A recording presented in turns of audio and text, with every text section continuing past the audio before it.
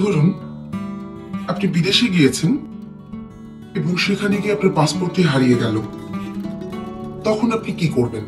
সুপ্রিয় দর্শক, আজকে এই গুরুত্বপূর্ণ কিন্তু সহজে সমাধানযোগ্য সমস্যাটি নিয়ে আপনাদের সঙ্গে কথা বলবো।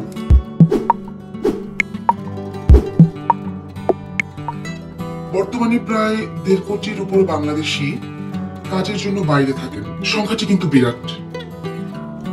আর সেই সঙ্গে প্রতিনিয়ত বিপুল সংখ্যক মানুষ আমরা বেড়াতে যাই, পড়াশোনার জন্য কিংবা চিকিৎসার জন্য বিদেশে যাই। তো এরকম ভাবে বিদেশে যাবার পরে হতে পারে আপনার পাসপোর্টটি হারিয়ে গেল, হতে পারে সেটি চুরি হয়ে গেল, কিংবা দুর্ভাগ্যবশত আপনি ছিনতাই কিংবা ডাকাতির শিকার হলেন, ফলে আপনার পাসপোর্টটি খোয়া গেল।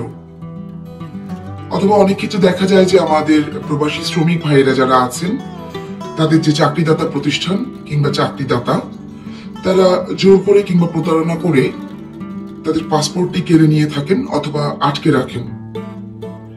অথবা আপনি খেয়ালই করলেন না, অথচ আপনি বাইরে গিয়ে দেখলেন যে আপনার পাসপোর্টের মেয়াদ শেষ হয়ে গিয়েছে। মুদ্রা কথা হলো যে বিদেশে যাওয়ার পরে দেখা গেল যে আমাদের এই মহামূল্যবান বৈধ পাসপোর্টটি আর আমাদের কাছে নেই। সেক্ষেত্রে সবচেয়ে বড় যে সমস্যাটা হলো যে আমরা আর বৈধভাবে দেশে ফিরতে পারছি না।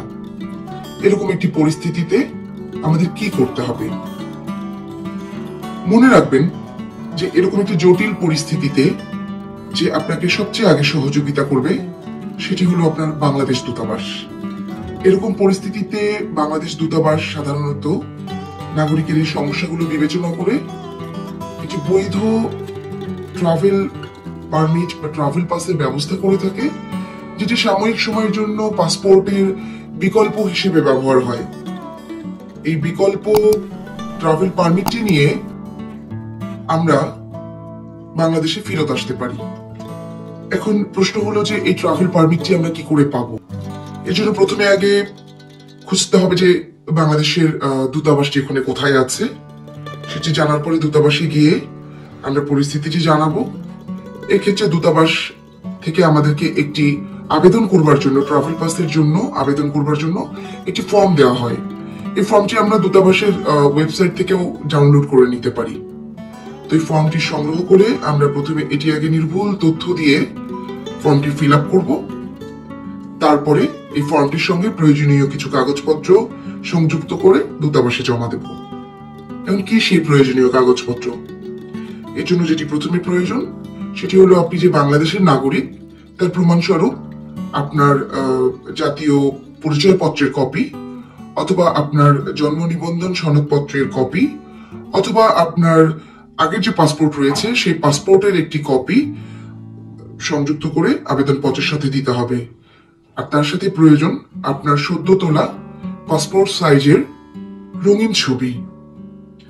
আর যে ক্ষেত্রে পাসপোর্ট হারিয়ে গিয়েছে সেরকম ক্ষেত্রে আমরা যে স্থানীয় থানায় পুলিশ রিপোর্ট করি হারানো সংক্রান্ত, সেই রিপোর্টের একটি কপি আবেদনপত্রের সাথে সংযুক্ত করে জমা দিতে হবে।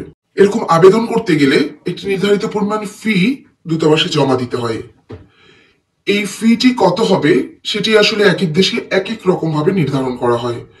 সেক্ষেত্রে পরামর্শ হলো সংশ্লিষ্ট দূতাবাসে অথবা ওয়েবসাইট থেকে এই খোঁজটা নেয়া যে এই হারটি কত। তা না হলে এটি তথ্য বিভ্রাটের মধ্যে পড়তে হতে পারে।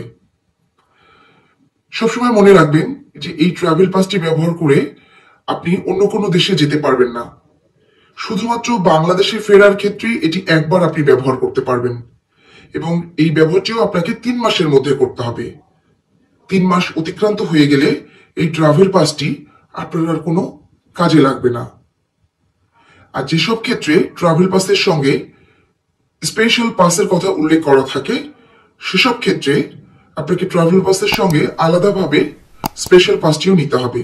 শুধুমাত্র ট্রাভেল পাস নিয়েই আপনি দেশে ফিরতে তখন পারবেন না, স্পেশাল পাসটি প্রয়োজন হবে। তো শুধু দর্শক, এই ছিল আজকে আপনাদের জন্য আমাদের দেওয়ার মতো তথ্য। আশা করছি এই তথ্যগুলো আপনাদের কাজে লাগবে। জটিল এরকম পরিস্থিতিতে এই তথ্যগুলো আপনাদেরকে নিরাপদে দেশে ফিরে আসতে সহযোগিতা করবে। তো আজ এ পর্যন্তই। সুস্থ থাকুন, ভালো থাকুন, দেশে ও বিদেশে নিরাপদ থাকুন।